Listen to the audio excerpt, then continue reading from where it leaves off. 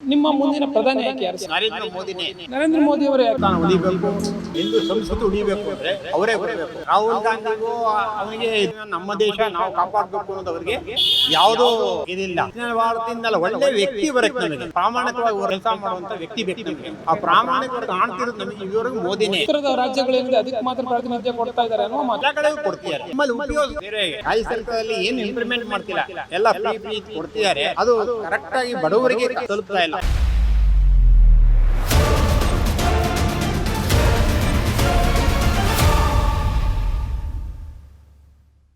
ನಮಸ್ಕಾರ ವೀಕ್ಷಕರೇ, ಕರ್ನಾಟಕ ಟಿವಿಗೆ ಸ್ವಾಗತ. ನಾನು ಜೋಯಲೇಗೌಡ್. ನಾವೀಗ ಬೆಂಗಳೂರು ಉತ್ತರ ಲೋಕಸಭಾ ಕ್ಷೇತ್ರದಲ್ಲಿದ್ದೇವೆ. ಇಲ್ಲಿನ ಜನ ಮತದಾರರು ಲೋಕಸಭಾ ಚುನಾವಣೆ ಬಗ್ಗೆ ಏನು ಹೇಳ್ತಾರೆ, ಯಾರಾಗಬೇಕು ತಮ್ಮ ಮುಂದಿನ ಪ್ರಧಾನಿ ಅಂತ ಹೇಳ್ತಾರೆ, ಅವರನ್ನೇ ಕೇಳೋಣ. ಕಳೆದ ಬಾರಿಗೆ ಈ ಒಂದು ಕ್ಷೇತ್ರದಲ್ಲಿ ಡಿ.ವಿ. ಸದಾನಂದ ಗೌಡರು ಲೋಕಸಭೆಗೆ ಆಯ್ಕೆಯಾಗಿದ್ದರು. ಈ ಬಾರಿ ಯಾರು ನಿಲ್ತಾರೆ, ಇಲ್ಲಿಂದ ಯಾರು ಕಾಂಪೀಟ್ ಮಾಡ್ತಾರೆ, ಹಾಗೆ ಯಾರು ಗೆಲ್ತಾರೆ ಅನ್ನೋದನ್ನು ಕೇಳೋಣ. ಜನಾಭಿಪ್ರಾಯ ಏನು ಅಂತ ಕೇಳೋಣ. ಸರ್ ನಮಸ್ತೆ. ನಿಮ್ಮ ಮುಂದಿನ ಪ್ರಧಾನಿ ಆಯ್ಕೆ ಯಾರು ಸರ್? ನಮ್ಮ ಮುಂದಿನ ಪ್ರಧಾನಿ ನರೇಂದ್ರ ಮೋದಿನೇ. ನರೇಂದ್ರ ಮೋದಿ ಅವರು ಯಾಕೆ ಸರ್? ಯಾಕೆ ಅಂದರೆ ಹಿಂದೂ ಹಿಂದೂಸ್ತಾನ ಉಳಿಬೇಕು, ನಮ್ಮ ಹಿಂದೂ ಸಂಸ್ಕೃತಿ ಉಳಿಬೇಕು ಅಂದರೆ ಅವರೇ ಬರಬೇಕು. ಬೇರೆಯವ್ರು ಬಂದರೆ ನಮಗೆ ತೊಂದರೆ ಆಗುತ್ತೆ. ಯಾಕೆಂದರೆ ನಮ್ಮ ಹಿಂದೂಗಳ ನಾವು ಇರಬೇಕು ಅಂದರೆ ಅವರೇ ಬರಬೇಕು ನಮಗೆ. ಓಕೆ, ಈಗ ಮೋದಿಯವರ ಸರ್ಕಾರ ಅಥವಾ NDA ಸರ್ಕಾರ ಏನಿದೆ ಅದನ್ನು ಸೋಲಿಸಲೇಬೇಕು ಅಂತ INDA ಏನು ಮೈತ್ರಿಕೂಟವನ್ನು ಮಾಡ್ಕೊಂಡಿದ್ದಾರೆ. ಅಲ್ಲಿಂದ ಪ್ರಮುಖವಾಗಿ ಈಗ ಕೇಳಿಬರ್ತಾ ಇರುವ ಎರಡು ಹೆಸರುಗಳು, ಒಂದು ರಾಹುಲ್ ಗಾಂಧಿ, ಇನ್ನೊಂದು ಮಲ್ಲಿಕಾರ್ಜುನ ಖರ್ಗೆ ಅವರದ್ದು. ಏನು ಹೇಳ್ತೀರಾ ಸರ್ ಈ ಬಗ್ಗೆ? ಯಾರಾದರೂ ತೊಂದರೆನೇ ನಮಗೆ. ರಾಹುಲ್ ಗಾಂಧಿಗೂ ಅವನಿಗೆ ದೇಶದ ಇದಾಗಿ ಇವತ್ತು ಪೇಪರ್ನ ಪ್ರಕಾರ ಅವರಿಗೆ ಜಾಸ್ತಿ ದೇಶಾಭಿಮಾನ ಅಷ್ಟೊಂದೇನಿಲ್ಲ. ಏನಂತ ಪ್ರಧಾನಿ ಆಗಬೇಕು ಅನ್ನೊಂದು ಆಸೆ ಇದೆ ಹೊರತು ಅವರು ದೇಶಾಭಿಮಾನ, ನಮ್ಮ ದೇಶ ನಾವು ಕಾಪಾಡಬೇಕು ಅನ್ನೋದು ಅವರಿಗೆ ಯಾವುದೂ ಇದಿಲ್ಲ. ಇವ್ರಿಗೂ ಅಷ್ಟೇ ಅಧಿಕಾರಕ್ಕೋಸ್ಕರ ಅವರು ಮಾಡ್ತಿರೋ ಹೊರತು ಬೇರೆ ಏನು ನಮ್ಮ ದೇಶ ನಾವು ಉಳಿಸ್ಬೇಕು ನಮ್ಮ ಇದಂತ. ನಮ್ಮ ಮೋದಿ ಪ್ರಧಾನಿ ಇದರಿಂದ ಅವರು ದೇಶಕ್ಕೋಸ್ಕರ ಎಲ್ಲವೂ ತ್ಯಾಗ ಮಾಡಿದ್ದಾರೆ. ಆ ಥರ ಜನ ನಮಗೆ ಬೇಕು. ಈಗ ಕೇಂದ್ರ ಸರ್ಕಾರದಿಂದ ದಕ್ಷಿಣದ ರಾಜ್ಯಗಳಿಗೆ ಅನ್ಯಾಯ ಆಗ್ತಿದೆ ಅನ್ನುವ ನಿಟ್ಟಿನಲ್ಲಿ ದಕ್ಷಿಣದಿಂದ ಅಂದರೆ ದಕ್ಷಿಣ ಭಾರತದಿಂದ ಯಾರಾದರೂ ನಾಯಕರು ಪ್ರಧಾನಿ ಆದರೆ ಒಳ್ಳೇದಾ, ಹೇಗೆ ಸರ್? ದಕ್ಷಿಣ ಭಾರತದಿಂದಲ್ಲ ಒಳ್ಳೆ ವ್ಯಕ್ತಿ ಬರಕ್ಕೆ ನಮಗೆ. ಯಾವ ವ್ಯಕ್ತಿ ಅಂತ ನಮಗೆ ಪ್ರಾಮಾಣಿಕವಾಗಿ ವರ್ಕ್ ಕೆಲಸ ಮಾಡುವಂಥ ವ್ಯಕ್ತಿ ಬೇಕು ನಮಗೆ. ಆ ಪ್ರಾಮಾಣಿಕ ವರ್ಗ ಇದು ಕಾಣ್ತಿರೋದು ನಮಗೆ ಇದುವರೆಗೂ ಮೋದಿನೇ. ಬೇರೆ ಬಿಟ್ಟರೆ ಯಾರು ಕಾಣ್ತಾ ಇಲ್ಲ. ಅದು ಬಿಟ್ಟರೆ ಯೋಗಿ ಆದಿತ್ಯನಾಥ್. ಇವರಿಬ್ಬರು ಪ್ರಾಮಾಣಿಕರು ಅಂತ ಪ್ರತಿಯೊಬ್ಬರಿಗೂ ಗೊತ್ತಿದೆ. ನಾವು ಅವರು ಬೇಕಾದ್ರೆ ವಿರುದ್ಧವಾಗಿ ಸುಮ್ಮನೆ ಮಾತಾಡ್ಬೋದು ಹೊರತು ಅದೇ ಅವ್ರು ಪ್ರಾಮಾಣಿಕತೆ ಯಾರು ಇದು ಮಾಡೋದಿಲ್ಲ. ಅದಕ್ಕೆ ತಮ್ಮ ಸ್ವಂತಕ್ಕೋಸ್ಕರ ಅವ್ರು ಏನು ಮಾಡ್ಕೊಂಡಿಲ್ಲ ಅವರು. ಹಾಗಿದ್ರೆ ನರೇಂದ್ರ ಮೋದಿ ಅವರಿಂದನೇ ದಕ್ಷಿಣ ಭಾರತದ ರಾಜ್ಯಗಳಿಗೆ ನ್ಯಾಯ ಸಿಗುತ್ತೆ ಅಂತೀರಾ? ಸಿಗುತ್ತೆ, ಖಂಡಿತ ಸಿಗುತ್ತೆ. ಅವರು ಒಂದೊಂದು ಸ್ಟೇಟಿಗೆ ಎಲ್ಲಾವುದೋ ಸ್ಟೇಟಿಗೂ ಮಾಡೇ ಮಾಡ್ತಾರೆ. ಎಲ್ಲ ಸ್ಟೇಟಿಗೂ ಮಾಡ್ತಾರೆ. ಅವರು ಹೆಚ್ಚಿನದಾಗಿ ಗುಜರಾತ್, ಉತ್ತರ ಪ್ರದೇಶ ಆ ಥರದ ಅಂದರೆ ಉತ್ತರದ ರಾಜ್ಯಗಳೇನಿದೆ ಅದಕ್ಕೆ ಮಾತ್ರ ಪ್ರಾತಿನಿಧ್ಯ ಕೊಡ್ತಾ ಇದ್ದಾರೆ ಅನ್ನುವ ಮಾತು. ಇಲ್ಲ, ಎಲ್ಲ ಕಡೆಗೂ ಕೊಡ್ತಿದ್ದಾರೆ. ನಮ್ಮಲ್ಲಿ ಉಪಯೋಗಿಸುತ್ತಲ್ಲಿ ಸೇವೆಗೆ ನಮ್ಮಲ್ಲಿ ಏನಂದ್ರೆ ಕೊಟ್ಟು ಪ್ರಧಾನ ಇಲ್ಲ ಸೆಂಟ್ರಲಿಂದ ಏನು ಬರುತ್ತೋ ಅದನ್ನು ಉಪಯೋಗ ಕಂಡ್ರೆ ಇಲ್ಲೂ ಮಾಡ್ಬೋದು. ಇಲ್ಲೇನಂದರೆ ಇದು ಫ್ರೀ ಕೊಡ್ತೀವಿ ಅಂತ ಮಾಡಿಬಿಟ್ಟು ಜನಗಳನ್ನ ಇದು ಮಾಡಿಬಿಟ್ಟು ಮಾಡ್ತಾ ಇದ್ದಾರೆ. ಅದು ಬೇಡ. ಎಲ್ಲರೂ ಕಷ್ಟಪಟ್ಟು ದುಡೀರಿ. ಬಡವರಿಗೆ ನಿರುದ್ಯೋಗಗಳು ನೋಡಿಬಿಟ್ಟು ಯಾರು ಬಡವರಿಗೆ ಅವರಿಗೆ ಇದು ಮಾಡಲಿ, ದುಡ್ಡು ಕಾಸು ಕೊಡಲಿ. ಅದು ಬಿಟ್ಟು ಎಲ್ಲರೂ ಕೊಡ್ತೀವಿ. ತಗೊಳ್ತಿರೋರು ಕೂಲಿ ಮಾಡೋರಿಗೆ ಯಾರಿಗೂ ಸಿಗ್ತಿಲ್ಲ, ಆಟೋ ಓಡಿಸೋರಿಗೆ ಸಿಗ್ತಿಲ್ಲ, ಯಾರಿಗೂ ಸಿಗ್ತಾ ಇಲ್ಲ. ಯಾರೋ ಒಬ್ಬರು ತಗೊಂಡು ಫ್ರೀ ತಗೊಂಡು ಓಡಾಡ್ತಿದ್ದಾರೆ. ಇದಕ್ಕೋಸ್ಕರ ನಮಗೆ ಅಂಥವ್ರಿಗೆ ಸಿಗುವಂಥದ್ದು ಮಾಡೋದು ಪ್ರಧಾನಿಯವರು ನೋಡಿಬಿಟ್ಟು ಅದೆಲ್ಲ ಕೊಡ್ತಾರೆ ಅಂತ ನಮ್ಮ ನಂಬಿಕೆ ಇದೆ. ಸರ್, ಕಳೆದ ಬಾರಿಯ ಲೋಕಸಭಾ ಚುನಾವಣೆಯಲ್ಲಿ ಈ ಒಂದು ಕ್ಷೇತ್ರದಿಂದ ಆಯ್ಕೆಯಾದಂಥವರು ಡಿ.ವಿ. ಸದಾನಂದ ಗೌಡರು. ಅದಕ್ಕಿಂತ ಹಿಂದಿನ ಒಂದು ಟೈಮಲ್ಲೂ ಕೂಡ ಅವರೇ ಆಯ್ಕೆಯಾದಂಥವರು 2014 ಮತ್ತು 2019ರಲ್ಲಿ. ಈ ಕಳೆದ 5 ವರ್ಷದ 5 ಬಾರಿ ಒಂದು ಇದನ್ನು ನೋಡಕ್ ಹೋದ್ರೂ ಕೂಡ ಒಂದು ಬಾರಿ ಕಾಂಗ್ರೆಸ್ ಬಿಟ್ಟರೆ ಸತತವಾಗಿ 4 ಬಾರಿ ಬಿಜೆಪಿ ಗೆದ್ದಂಥದ್ದು.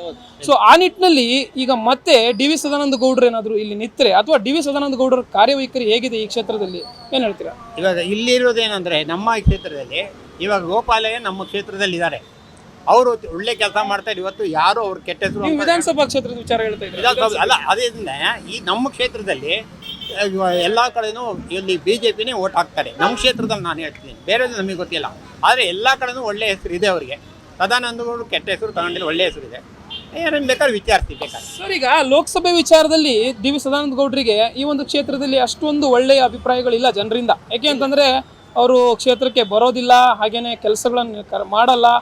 ಮತ್ತು ಈ ಮೋದಿಯವರ ಒಂದು ವರ್ಚಸ್ಸಿನಿಂದ ಮಾತ್ರ ಗೆಲ್ತಾ ಇರೋವಂಥದ್ದು. ಏನು ಹೇಳ್ತೀರಾ? ಮೋದಿ ಅವ್ರ ಕ್ಷೇತ್ರದಿಂದ ಗೆಲ್ತಿದ್ದಾರೆ. ಆದರೆ ಅವರೇನು ಮಾಡಿದ್ದಾರೆ ಅಂದ್ರೆ ಇವಾಗ ಅದು ಬಾಕಿ ವಿಷಯ ನಮಗೆ ಗೊತ್ತಿಲ್ಲ ಅವ್ರದ್ದು ಏನು ವಿಷಯ. ಅಂದರೆ ಇಲ್ಲಿರೋ ಎಮ್ ಎಲ್ ಎಗಳು ಎಂ ಪಿಗಳೆಲ್ಲ ನಮಗೆ ಅವ್ರಿಗೆ ಸಪೋರ್ಟ್ ಮಾಡಿ, ಇವಾಗ ಎಂ ಪಿಗಳು ಎಮ್ ಎಲ್ ಎಗಳು ಸಪೋರ್ಟ್ ಮಾಡ್ತಾರೆ, ಅದರಿಂದ ಕೆಲಸಗಳು ಆಗ್ತಾ ಇದೆ ಅಂತ ನಾವು ಅಂದ್ಕೊಂಡಿದ್ವಿ. ಓಕೆ, ಈಗ ಕೃಷ್ಣ ಬೈರೇಗೌಡರು ಏನಾದರೂ ಮತ್ತೆ ಡಿ ವಿ ಸದಾನಂದ ಗೌಡರ ಅಪೋಸಿಟ್ ನಿಂತರು ಕೂಡ ತಾವು ಮತ್ತೆ ನಿಮ್ಮ ಆಯ್ಕೆ ಡಿ ವಿ ಸದಾನಂದ ಗೌಡರು ಆಗಿರ್ತಾರಾ ಹೇಗೆ? ನಮಗೆ ಬಿಜೆಪಿನೇ ಆಯ್ಕೆ ಆಗಿರೋದು. ಯಾರೇ ನಿಮ್ಮ ಪಕ್ಷದ ಮೇಲೆ ಹೋಗ್ತಾ ಇದ್ದೀರಾ ನೀವು, ಮತ್ತೆ ನರೇಂದ್ರ ಮೋದಿ ಅವರ ಒಂದು ನೋಡ್ಕೊಂಡು ಹೋಗ್ತಾ ಇದ್ದೀರಾ? ಅದನ್ನೇ ನರೇಂದ್ರ ಮೋದಿ ನೋಡ್ಕೊಂಡೇ ನಾವು ಹೋಗ್ತಾ ಇರೋದು. ಓಕೆ ಸರ್, ಹಾಗಿದ್ರೆ ಈಗ ಒಬ್ಬ ವ್ಯಕ್ತಿ ಅಥವಾ ಒಂದು ಎಂ ಪಿ ಸ್ಥಾನಕ್ಕೆ ನಿಲ್ಲಬೇಕಾದಂಥ ಅಭ್ಯರ್ಥಿ ಒಬ್ಬ ಅಂದರೆ ಪ್ರಧಾನಿ ಅಥವಾ ಒಂದು ಮುಂಚೂಣಿಯಲ್ಲಿರುವಂಥ ನಾಯಕನ ಹೆಸರನ್ನು ತೆಗೆದುಕೊಂಡು ತಾನು ಮತ ಯಾಚಿಸುವಂಥದ್ದು ಎಷ್ಟರ ಮಟ್ಟಿಗೆ ಸರಿ ಅಂತೀರಾ ಈ ಒಂದು ಎಂ ಪಿ ಕ್ಯಾಂಡಿಡೇಟ್?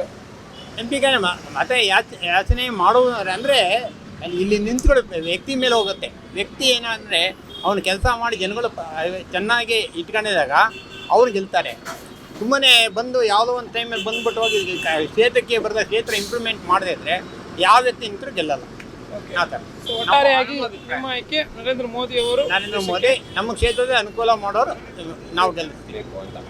ಸರಿ ಸರ್, ಈಗೇನು ರಾಮ ಮಂದಿರ ನಿರ್ಮಾಣ ಆಗಿದೆ ಅಯೋಧ್ಯೆಯಲ್ಲಿ, ಜನವರಿ 22ಕ್ಕೆ ಇದೊಂದು ಉದ್ಘಾಟನೆ ಇರೋದು. ಸೊ ಆ ನಿಟ್ಟಿನಲ್ಲಿ ಇದೊಂದು ರಾಜಕೀಯ ಕುತಂತ್ರ. ಯಾಕೆ ಅಂತಂದ್ರೆ ಚುನಾವಣೆ ಸಮೀಪಿಸ್ತಾ ಇರುವಂಥ ಸಂದರ್ಭದಲ್ಲಿ ಅಥವಾ ಚುನಾವಣೆಗೆ ಇನ್ನೇನು ಕೆಲವೇ ತಿಂಗಳು ಬಾಕಿ ಇರೋ ಸಂದರ್ಭದಲ್ಲಿ ಈ ಒಂದು ರಾಮ ಮಂದಿರವನ್ನು ಉದ್ಘಾಟನೆ ಮಾಡ್ತಾ ಇದ್ದಾರೆ ಅನ್ನೋದು ಏನು ಹೇಳ್ತೀರಾ? ರಾಮ ಮಂದಿರ ಮೊದಲು ಇವತ್ತಿನಿಂದ ಅಲ್ವಲ್ಲ, ಅದು ಎಷ್ಟೋ ವರ್ಷದಿಂದ ಅದು ಮಾಡಬೇಕು. BJP ಸರ್ಕಾರ ಬಂದ ನಾವು ರಾಮ ಮಂದಿರ ನಿರ್ಮಾಣ ಮಾಡ್ತೀವಿ ಅಂತ ಅವತ್ತು ಹೇಳಿದ್ದು. ಆದ್ವಾನಿ ಇದ್ದಂತೆ ಆ ಕಾಲದಿದ್ದನ್ನೇ ಬಂದಿತ್ತದು. ಇವರು ವಿರೋಧ ಪಕ್ಷರೇ ನೀವು ಮಾಡಿಲ್ಲ ಅಂತ ಎರಡಲ್ಲಿಂದ ಗಲಾಟೆ ಮಾಡಿದ್ರು. ಅದಕ್ಕೆ ನರೇಂದ್ರ ಮೋದಿ ಪ್ರಧಾನಿ ಆದಮೇಲೆ ಅದಕ್ಕೆ ಸ್ಟೆಪ್ ತಗೊಂಡ್ರು. ಅಲ್ಲಿ ಆದಿತ್ಯನಾಥ್ ಅದಕ್ಕೆ ಎಲ್ಲರೂ ಜನಗಳೆಲ್ಲ ಸಪೋರ್ಟ್ ಕೊಟ್ಟರಿಂದ ಇವತ್ತು ಹಿಂದೂಗಳೆಲ್ಲ ಸಪೋರ್ಟ್ ಕೊಟ್ಟಿದ್ದರಿಂದ ರಾಮ ಮಂದಿರ ನಿರ್ಮಾಣ ಆಗ್ತಿದೆ.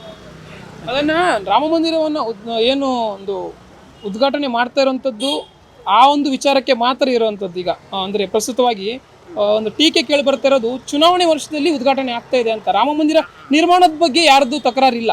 ಈ ಬಗ್ಗೆ ಏನು ಹೇಳ್ತೀರಾ? ಇದೊಂದು ಮತವನ್ನು ಸೆಳೆಯುವ ತಂತ್ರವೋ ರಾಜಕೀಯ ಕುತಂತ್ರವೋ ಏನು ಹೇಳ್ತೀರಾ? ಏನು ರಾಜಕೀಯ ಅದು ನಮ್ಗೆ ಅದೇನು ಆ ಥರದ್ದೇನು ಅಭಿಮಾನ ಇದೇ ಇಲ್ಲ ನಮಗೆ, ಅದರ ಮೇಲೆ ಡೌಟೇ ಇಲ್ಲ. ಓಕೆ ಸರಿ, ಹಾಗಿದ್ರೆ ಪ್ರಸ್ತುತ ರಾಜ್ಯ ಸರ್ಕಾರದ ವಿಚಾರವಾಗಿ ಏನು ಹೇಳ್ತೀರಾ? ರಾಜ್ಯ ಸರ್ಕಾರ ವಿಚಾರವಾಗಿ ಇವಾಗ ಏನಂದರೆ ರಾಜ್ಯ ಸರ್ಕಾರದಲ್ಲಿ ಏನು ಇಂಪ್ಲಿಮೆಂಟ್ ಮಾಡ್ತಿಲ್ಲ, ಎಲ್ಲ ಫ್ರೀ ಕೊಡ್ತಿದ್ದಾರೆ. ಅದು ಕರೆಕ್ಟಾಗಿ ಬಡವರಿಗೆ ನಿರುದ್ಯೋಗಿಗಳು ಬಡವರಿಗೆ ತಲುಪ್ತಾ ಇಲ್ಲ. ಯಾವುದೋ ಒಂದು ಇದಕ್ಕೆ ತಲುಪ್ತಾ ಇದೆ ನಮ್ಮ ಅಭಿಪ್ರಾಯ ಅಷ್ಟೇ ಹೊರತು ಬೇರೆ ಇನ್ನೇನಿಲ್ಲ. ಬೇರೆ ಏನು ನಾವು ಹೇಳೋಕ್ಕಾಗಲ್ಲ ಅದು ವಿಷಯವಾಗಿ. ಪಂಚ ಯೋಜನೆಗಳು ಏನು ಈಗ ಜಾರಿಯಲ್ಲಿದೆ, ಕಾಂಗ್ರೆಸ್ ಸರ್ಕಾರ ಜಾರಿಗೊಳಿಸಿರುವಂಥದ್ದು, ಈ ಒಂದು ಯೋಜನೆಗಳ ಪೈಕಿ ಅಂದರೆ ಈ ಎಲ್ಲ ಯೋಜನೆಗಳನ್ನು ತೆಗೆದುಕೊಂಡ್ರು ಇದರ ಅನುಕೂಲ ಇದೆಯಾ ಇಲ್ವಾ ಸರ್ ಜನಕ್ಕೆ? ಅನುಕೂಲ ಮಾಡಿರಿದೆ, ಮಾಡ್ತಾ ಇದ್ರೆ ಇದೆ. ಇವಾಗ ರೋಡ್ ರಿಪೇರಿ ಮಾಡ್ತೀವಿ, ಜನಗಳಿಗೆ ಅನುಕೂಲ ಮಾಡಿ.